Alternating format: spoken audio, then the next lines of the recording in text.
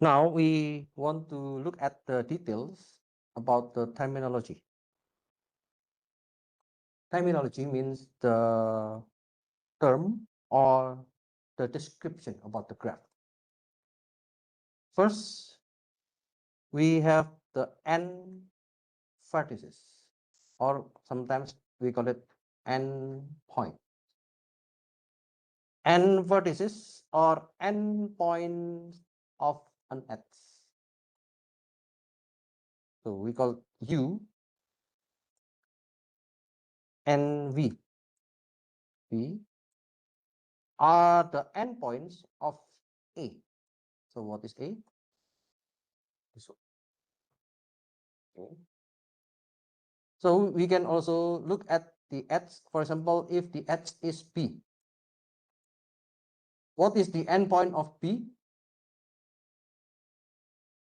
The endpoint of B is V and X. Okay. What is the endpoint of H? The endpoints or the end vertices of H is X and Z. Okay. So we call this is the endpoint or end vertices. Now, edges incident. What does it mean by edges incident? We call this is edges incident on a vertex V. So we have V as the vertex. And then we want to know what are the edges incident. So the edges incident means any edges that is connected to X. Any edges connected to X. Any edges connected to X. So A, D, and B are incident on V. A, D, and B are incident on V. There is another terminology, we call it adjacent. Adjacent means we have the connection between two vertices. So adjacent vertices, so U and V, they are adjacent. V and X, they are adjacent. Why? Because we have an edge between V and X. What about V and Z?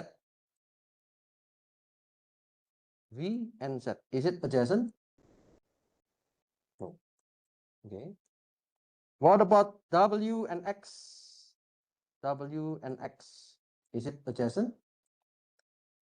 W and X, yes, it is adjacent. Okay. We have degree of a vertex. X has 5 degrees. So how can we calculate X? We have 5 degrees. It means we have 1, 2, 3, 4, 5. So we have 5 edges regardless the direction. So this is still in the undirected graph. This is undirected graph. And then let's say, what is the degree of vertex U? Vertex U, then we have 1, 2. Okay, so there are 2. What is the degree of vertex W? We have 1, 2, 3, 4. Okay, so the degree of vertex W, we have 4. Okay.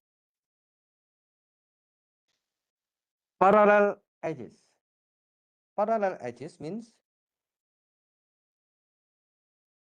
They have the same vertex. They have the same vertices as the end point.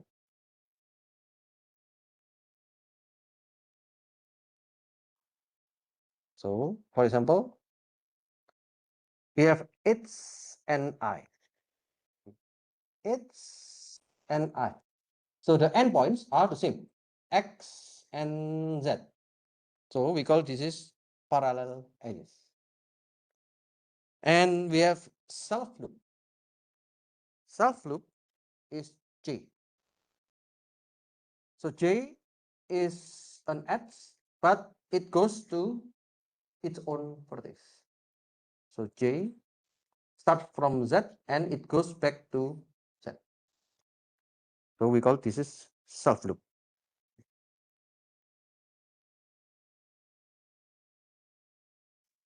We have a path. We call it this a path that it means that it is a sequence of alternating vertices and edges. Sequence. So it means we want to see the alternating vertices edge. So we have vertex, edge, vertex, edge, vertex, edge, and so on. So this is what we call as alternating. It begins with a vertex and it ends with a vertex. And then its edge is preceded and followed by its endpoint. We have a simple path. It means that the path such that all its vertices and edges are distinct. What is distinct? They have no same vertex. They have no same edge. Okay. It means the vertices and edges are all different. Okay. Vertices and edges are all different. Oh, I can, sorry, I cannot move this one. Okay. Let's see. P1. Okay, I call P1. This is the path one. P1 is a simple path.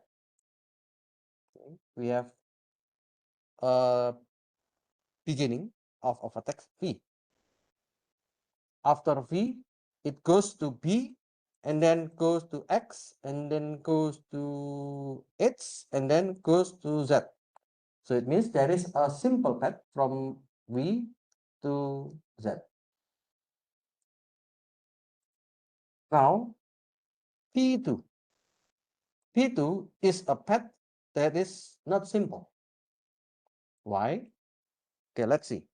We start from U and we end at V. We start from U and we want to end at V.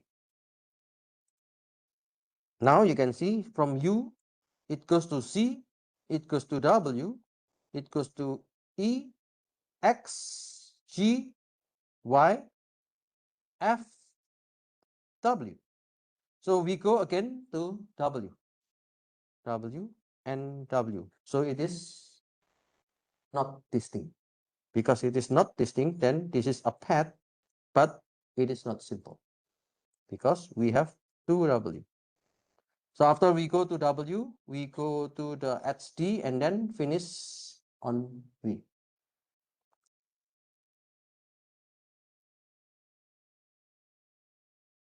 We have another terminology, we call it cycle. A cycle means a circular sequence of alternating vertices and edges.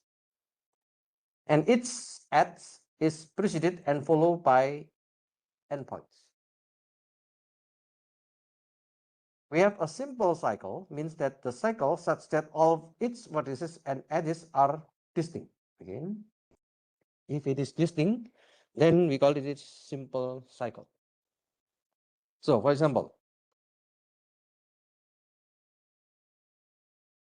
we have the cycle means that we will start and end at the same vertex.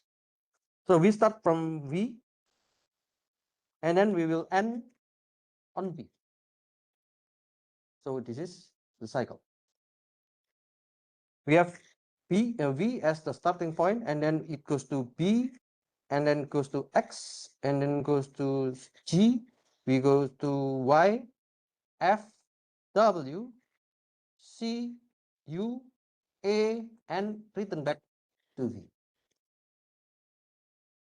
So we put this symbol to represent that now we return back to V. This is a simple cycle because everything, vertices and edges are distinct. What about C2? C2, we start from U, and we will return back to U. Okay, we call this is the cycle, but this is not simple. Why it is not simple? Because we want to visit another vertex 2 times. So U and then C, W, and then E, and then X, and then G, and then Y, and F, W. So there are 2 W. And then visit D, V, and then A, and return back to U. So this is a symbol of returning to U. And we have 2 W. Okay. Because we have 2 W, then this is not distinct. So it is a cycle that is not simple.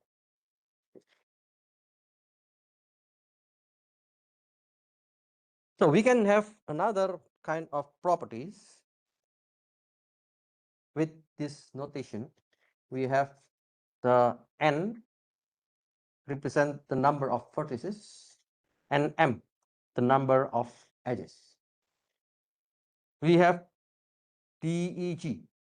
DEG means degree of a vertex. So first we look at the property 1. If the sigma means the summation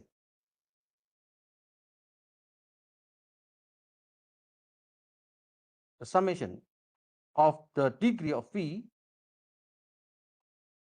So if we have this is V1, V2, V3, V4. Okay, so the summation of the degree of every vertex, it will be equals to 2 multiplied by M. 2 multiplied by M means the number of edges. So let's see. We have this V. What is the degree? 1, 2, 3. What is the degree of this V? 1, 2, 3. What is the degree of V? 1, 2, 3. What is the degree of this V? 1, 2, 3. So the degree of V equals to 3.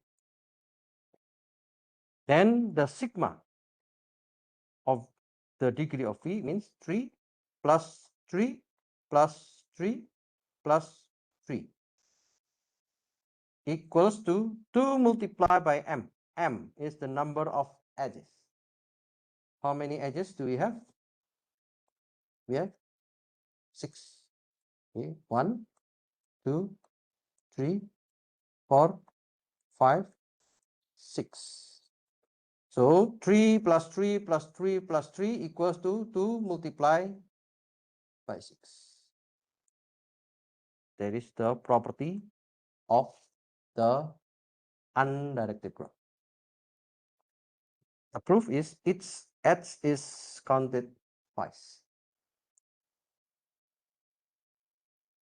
The property 2 mentioned that in an undirected graph with no self loop, What does it mean? No self loop. No self loop. So if it is the vertex, then there will be no edge like this one, and no multiple edges. No multiple edges means if you have two nodes like this, then there will be no edges like this one. Okay. So this is, we call it multiple edges, or before we mentioned this as the parallel edges.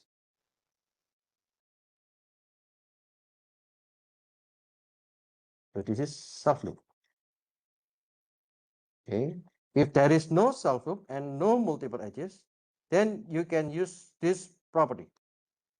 M is less than n multiplied by n minus by 1 divided by 2. So M, oh, this is less than or equal. M means the number of edges. So we have 6. Okay. 6 is less than or equal to n. N is the number of vertex. 1, 2, 3, 4. 4 multiplied by n minus 1. So 3 divided by 2. Then 6 is less than or equal than 6. Okay, so this one is also 6. So we complete with these properties. The proof is each vertex has a degree at most n minus 1. Okay. So the degree at most n minus 1. We have this degree is 3. This degree is 3. The degree is 3. The degree is 3. At most means you cannot exceed than n minus 1. So the question is, what is the bound for a directed graph? Okay, so this is undirected graph. What about directed graph? Okay, so we will take a look more about the directed graph in different section. So this is for undirected graph. So in the formal definition, we call a graph. It is a collection of vertices and edges. Okay. So we model the abstraction of a combination of 3 data types. So the first data type, we want to make vertex. And then we want to create an edge. And at the end, we want to create a graph. A vertex is a lightweight object that stores an arbitrary element provided by the user. For example, yeah, we learned before, it is about the airport code. So we assume it supports a method element to retrieve the stored element. An edge stores an associated object. For example, a flight number. Okay, so a flight number can be an edge. The travel distance, it can be also an edge. The cost, so how much do you pay for your airplane? And it will be the edge. It is retrieved with the element method. In addition, we assume that an edge supports the following methods. So we have the endpoints and we have opposite. So what is endpoint? From the definition, we learned that the endpoint, if we have two vertex, let's say this is U and then this is V. So the endpoint of vertex, sorry, the endpoint of an edge A is U and V. Okay. It will return a tuple U, V such that vertex U is the origin of the edge and V is the destination. Okay, so we call this is the origin and this is the destination. But okay, if it is undirected, what is it? Undirected means no direction. The orientation is arbitrary. What does it mean? Arbitrary. It means there is no direction. Okay. If it is undirected, so it means no direction. But if it is a directed graph, then we will have a direction like this one. So if you want to make the endpoints of VU for undirected graph, V comma U and U comma V has no difference, the same for undirected graph. But for directed graph,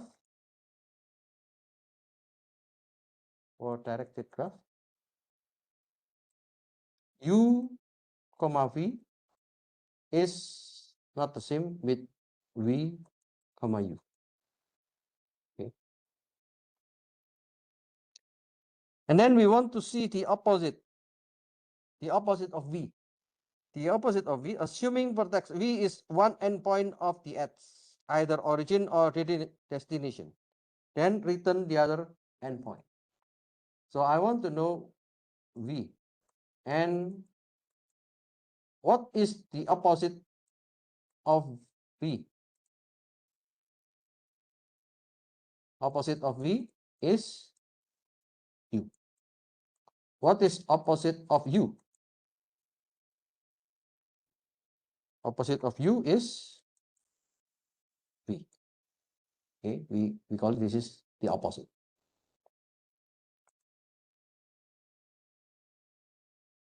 So there are many other kind of methods. For example, vertex count. How many vertices in the graph? Vertices. So I can do a kind of loop to go for every vertex. Edge count. So how many edges do we have in the graph? Edges. So I will do an iteration or loop for the edges. Get edge, return the edge from vertex U to vertex V. If one exists, otherwise return none. So I want to know if there is an edge between U and V. If there is no edge, then return none. Degree V out equals to true. Okay. What does it mean? It is the degree of vertex V, okay, and it returns the number of edges incident to V. Incident. What is incident? Yeah, if we have V, so if we have 3 edges out from V, then it means the degree is 3. For a directed graph, returns the number of outgoing. Outgoing means if we have this direction, this is outgoing. Okay, outgoing.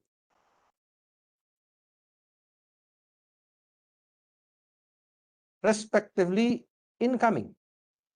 What is incoming? So I have a vertex. Yeah, this is incoming.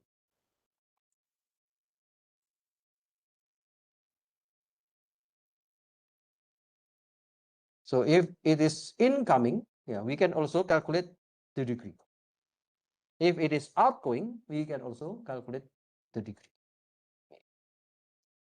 It means we want to know the number of edges incident to vertex V, whether it is incoming or outgoing, if it is directed, or if it is undirected, we just calculate the number of edges. And we have this optional parameter. What is this optional? Out equals to true. If out equals to true means we want to calculate only the outgoing. If out equals to false, then we don't care whether it is outgoing or incoming. We calculate all of them. Okay, so we have out equals to false. This one, out equals to true. Incident edges of V. So I want to know also again, out equals to true. So return an iteration of all edges incident to vertex V. In the case of directed graph, report outgoing edges by default. Outgoing. Then it means if I have V, I want to know what are the incident edges. So these are the incident edges. If out equals to true means, yeah, I want to see only the outgoing. What about the incoming? So I will not consider the incoming if out equals to true. Report the incoming edges if the optional parameters is set to false. So if it is false, okay, if out equals to false, then we check all the incident edges regardless the outgoing or the incoming. So we can insert a vertex x equals to none. It means create and return a new vertex storing the element x.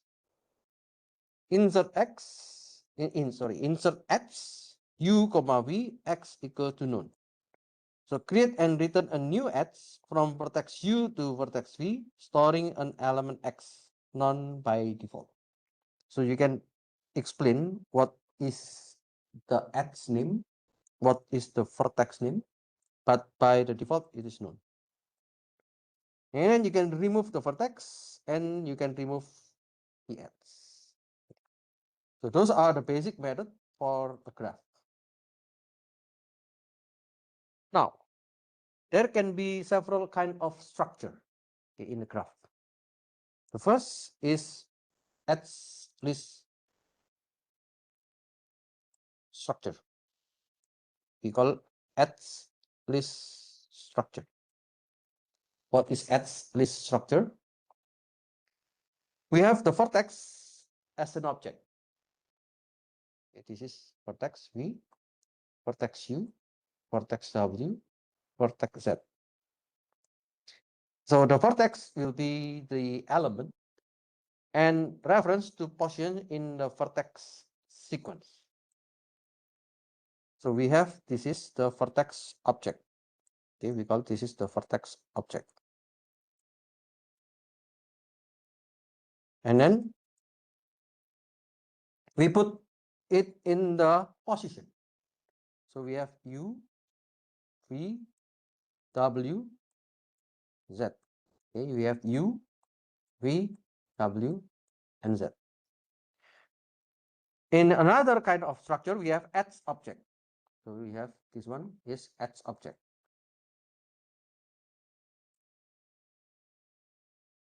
And in the edge object, we have again the element. So we have E, okay, we have this one E, G, F, H, E, F, G, H. Okay. So we have the origin of the vertex object and we have the destination of the vertex object. And then we put the reference to position in the edge sequence. So for example, we know the E. E, what is E? E is an edge that incident to U and V. So E is an edge that incident to U and V. What about G? G is an edge incident to U and W. So G is an edge incident to vertex U and W. What about F? F is an edge incident to V and W. V and W. What about H? H is an edge incident to W and Z. W and Z. Then we can have the vertex sequence. The vertex sequence means sequence of the vertex objects. So we have U, V, and then W and Z. So it is a list index 0, for example, a list index 1, a list index 2, a list index 3, for example. And we have an edge sequence. This is a sequence of edge object. So this is a list index, a list of edge index 0, index 1, index 2, index 3. And then for every of these object, it has the connection to the vertex object. So we call this data structure as an edge list structure.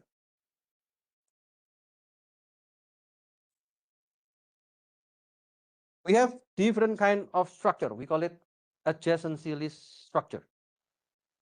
So the adjacency list structure means we want to check the incident sequence for its vertex. Incident. What is incident? Incident means I want to know the edge. What is the edge that incident to a vertex? So we have a sequence of references to edge object of incident edges. So we want to check the edges or the incident edges. We have the augmented edge objects. You know, augmented. Augmented means it is additional.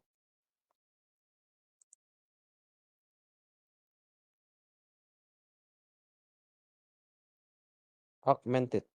Yeah, we can say this is additional. So there will be an additional. So for example, I have this as the vertex object. See, this is the vertex object. And then I have additional object, or I call this is the augmented object. This is the augmented edge object. Augmented edge object. The augmented edge object means if you look at this edge, this is E and G. So E and G is the incident from U. U, this is the vertex. And then we have the augmented.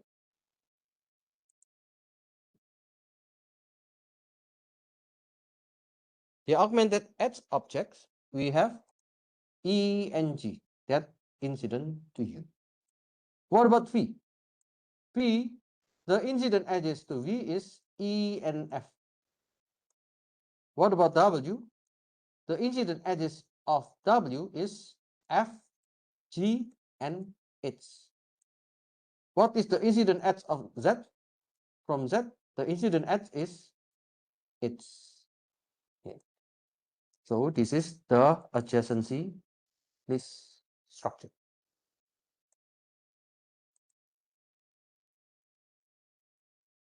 And we have another kind of structure, we call it adjacency matrix. The adjacency matrix structure, it is the edge list structure. What is edge list structure?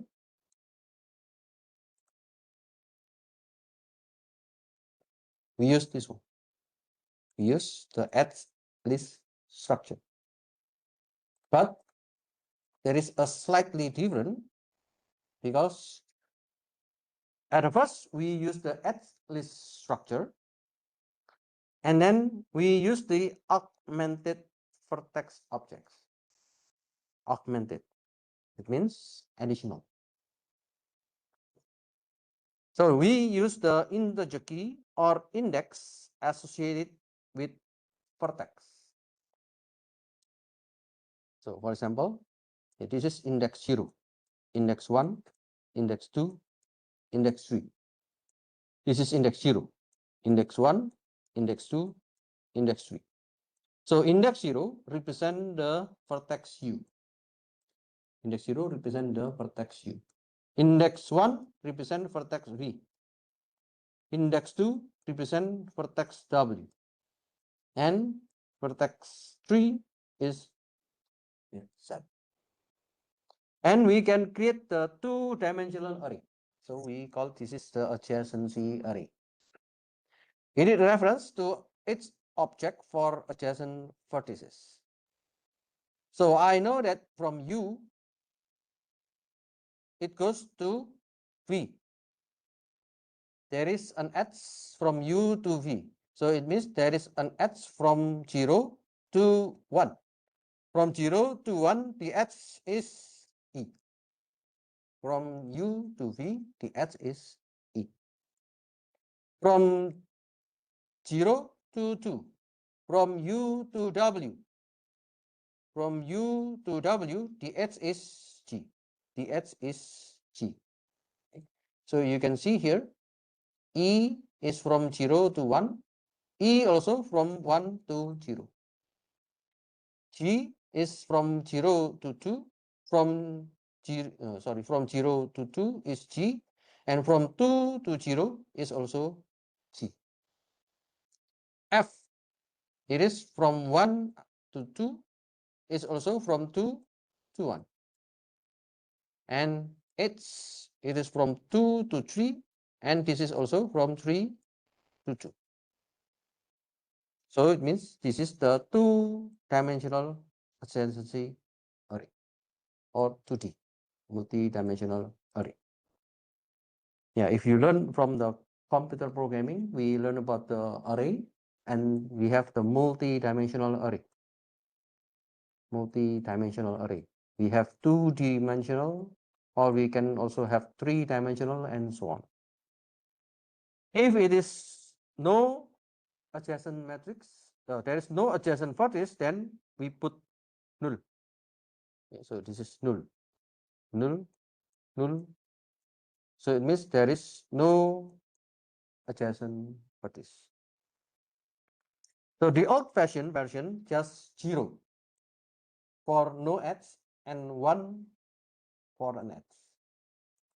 So sometimes, yeah, we can make also the matrix like this one. So 1, 1, 1, 1, 1, 1, 1, 1. And the remaining is 0, 0, 0, 0, 0, 0, 0, 0. So this is the traditional or the old-fashioned version. It means there is an edge from index 0 to 1. There is an edge from index 0 to 2. But there is no edge from its own index. There is no edge from 0 to 3 because it is 0.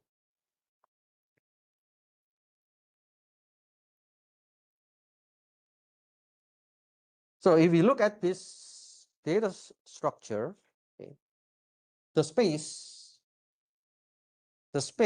if we use the edge list structure, the space if we use the edge list structure means the n plus m. So n is the number of vertices and m is the number of edges. And in this case, we still have the assumption, no parallel edges, no subgroups. So the adjacency list is n plus m. So n is the number of vertices and m is the number of edges. For the adjacency matrix, we have n power of 2 for the space. So later on, you need also mention the data space in your final project. How many data space do you need? If you use matrix, most probably you will have n power of 2. If you use the adjacency list, the space will be n plus m. If you use the edge list, most probably you will have the space n plus m. What about the incident edges? So if you have a method to find the incident edges, the edge list will give you m times, or we have the big O, OM. What about the adjacency list? We say that the calculation of big O is degree of V. So big O based on the degree of V. But if you use the adjacency matrix, the performance is ON. If you want to check whether the V and W, they are adjacent or not. So if you look at the edge list structure, you will do with M times OM. If you use the adjacency list, you will do O and find the minimum of the degree of V or the degree of W. But if you use the adjacency matrix, you have O1. So directly check because you already have the V and W. If you want to insert a vertex, if you want to insert a new vertex, it means you will do only one time for the edge list. For the adjacency list, you have also only one time. But if you are using the adjacency matrix, you need to perform at least n power of 2. If you want to insert an edge, then you will need one time. You will need one time for adjacency list, and you will need one time for adjacency matrix. Because we assume that we already have the V and W. If we remove means delete. From the edge list is M. For the adjacency list, we have the big O degree of V. And for the adjacency matrix, we have n power of 2. If we remove the edge only, so we have one time for the edge list, we have one time for the adjacency list, and we have one time for the adjacency matrix. Then, what is the best choice of the graph? Which data structure that is good? Number 1, or number 2, or number 3? So it depends on your usage. Okay. If you have a lot of insertion and removal, okay, so if you insert, remove, insert, remove, insert, remove many times, then adjacency matrix is not a good option because the performance is n power of 2. Meanwhile, for the edge list and adjacency list, it is very efficient. Okay, it is very efficient. But if your data is already fixed and you need only to find the incident edges. So I want to know what is the incident edges. And then I want to know whether they are adjacent or not. Then adjacency matrix is good because it can give you one time on performance. And the performance of this adjacency matrix is also n time. This is m times. This is degree V. So most of them, they are good. But if you use the adjacency matrix, be careful with the space because you need more space to save the data.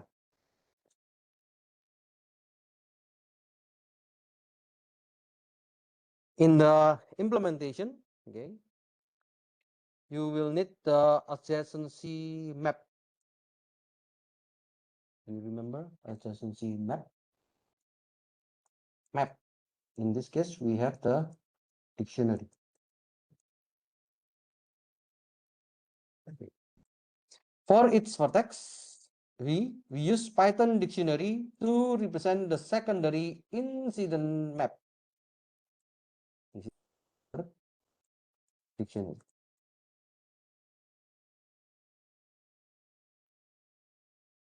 It can be represented by LV or MB. Yeah, this is to represent the list of V. The list V is replaced by a top-level dictionary D that maps its vertex V to its incident map LV. Note that we can iterate through all vertices by generating the set of keys for dictionary D. A vertex does not need to explicitly maintain a reference to its position D because it can be determined O1 expected type. So if you use the dictionary, so the dictionary, the key, okay, we know that a dictionary has a key and value. So if the key all are the vertex, then yeah, you can just check this one time. So the running time bound for the adjacency list graph ADT operation given above become expected bound. The expected bound means yeah, we have, if it is only reading, it is one time for every key. But if you want to check the adjacency list, the value, then it may be n times.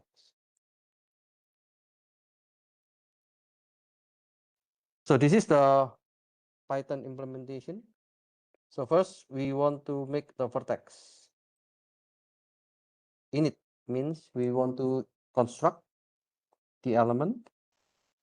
Yeah, we can make the hash. Yeah, if you want to make the hash, yeah, we can make with the ID. And then we can also have the class ads.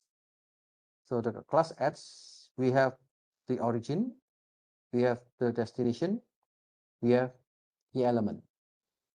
So the origin means the U, the destination means the V, and the X is the element. So origin is U, destination is V, element is X. So we have the endpoint. The endpoint means I want to know what is the origin and what is the destination. The opposite of V. So I want to know what is the destination if V is the origin. Otherwise, yeah, check the other origin. So I want to know what is the element. So I will return the element. I want to know the hash. So it means I will return the origin and the destination.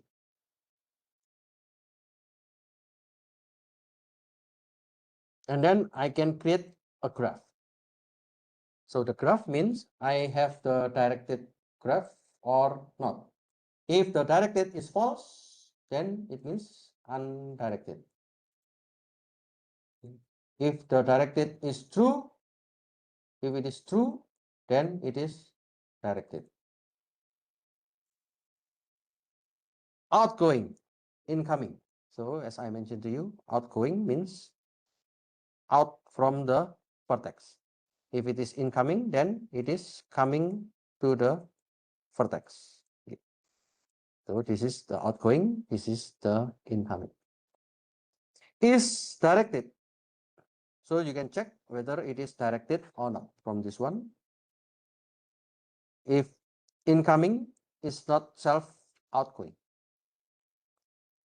Vertex count, how many vertex do we have? Vertices. So I want to check based on the keys. And then edge count. So I can calculate the total outgoing divided by 2, yeah, based on the information that we have before. And then edges. So it means we can do the loop for every edges. So we can get the edge. It means if I have the edge with the vertex U and V, then I will check what is the outgoing of U and then get the V. The degree. So I can calculate how many outgoing.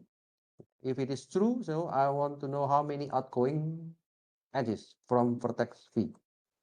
Incident edges. So if it is true, then I want to know how many edges incident to the vertex V.